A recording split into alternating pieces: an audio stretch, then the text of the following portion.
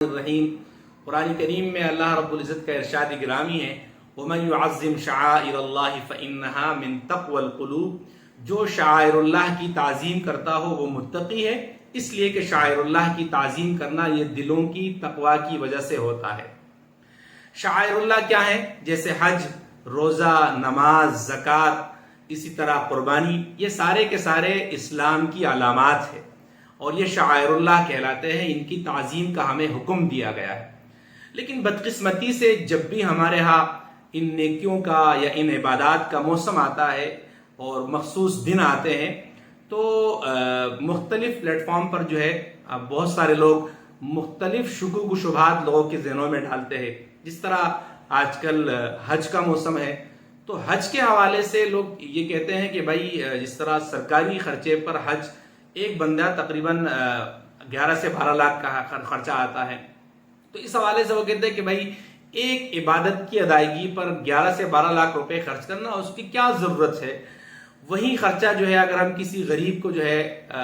کاروبار میں وہ لگوا دے، ان کے لیے کاروبار کا انتظام کر لے، یا کوئی یتیم بچی ہے یا کسی غریب کی بیٹی ہے اس کا جہیز کا انتظام کرنا ہے تو اس میں لگا دیتے ہیں، یا کہیں لوگوں کو ٹھنڈا اور میٹھا پانی کی ضرورت ہے تو ان کے لیے بورنگ اور واٹر کولر لگا دیتے ہیں۔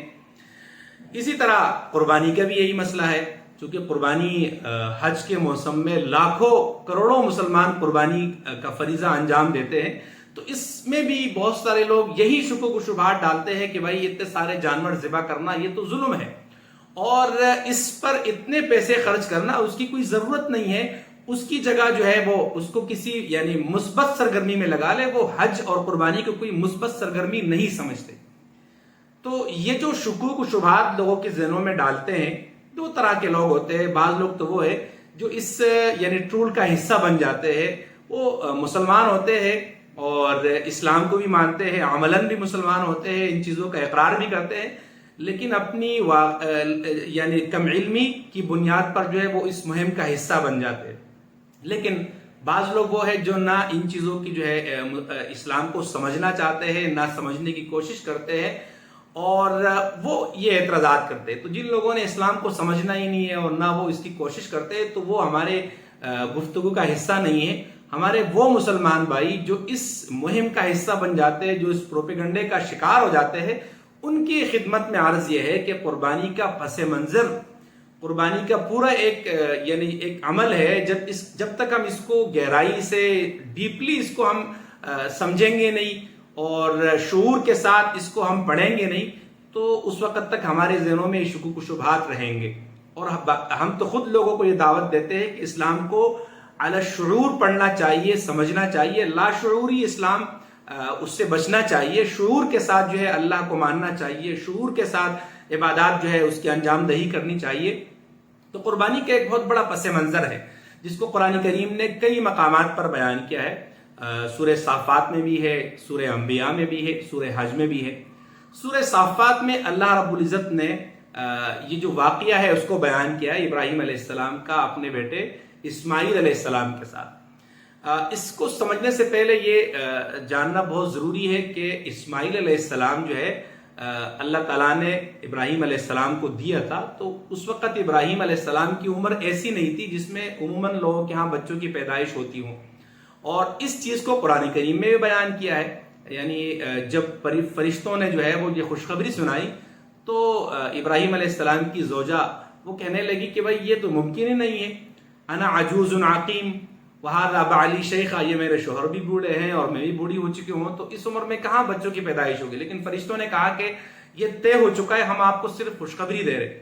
جب اسماعیل علیہ السلام کی ولادت ہوئی تو ابراہیم علیہ السلام کو ان کے ساتھ بہت زیادہ محبت تھی، اور عموماً جب بڑی عمر میں بچے پیدا ہوتے ہیں تو فطرتاً جو ہے ان کے ساتھ انسیت بھی زیادہ ہوتی ہے اور محبت بھی زیادہ ہوتی ہے۔ اب لوگوں کو یہ دکھانا تھا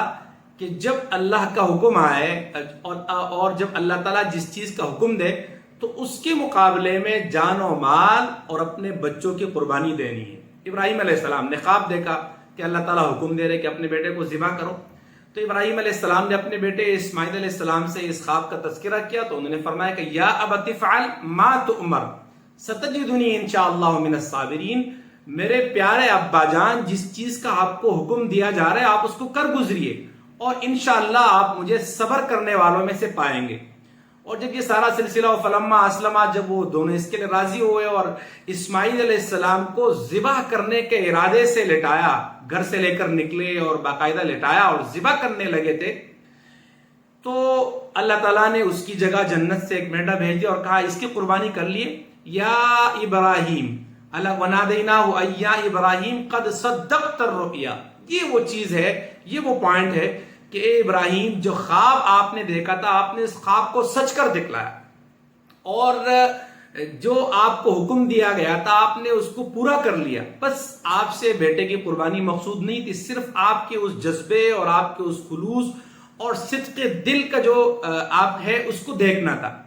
اسی کو قرآن کریم نے سورہ حج میں بیان کیا ہے، لَن يَنَالَ اللَّهَ لُحُومُهَا وَلَا دِمَاؤُهَا وَلَكِن يَنَالُهُ التَّقْوَى مِنكُمْ، کہ اللہ تعالیٰ تمہارے دلوں کے خلوص اور جذبے کو دیکھنا چاہتے ہیں کہ تمہارے دلوں میں خلوص کتنا ہے، کہ جب اللہ جس چیز کا حکم دے رہا ہے تو کیا تم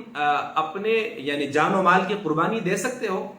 تو مال کی قربانی ہم سے مانگی جا رہی ہے، ہم سے جان کی قربانی نہیں مانگی جا رہی ہے، اور وہ بھی یہ اس لیے کہ ہمارے دل کا خلوص ہے وہ ظاہر ہو جائے۔ ظاہر ہے خلوص جو ہے وہ ایک تو پوشیدہ جذبہ ہے، انسان کی عمل سے وہ ظاہر ہوتا ہے کہ جب وہ اللہ تعالیٰ کی طرف سے حکم آ گیا تو وہ فوراً اس کے لیے تیار ہو گیا۔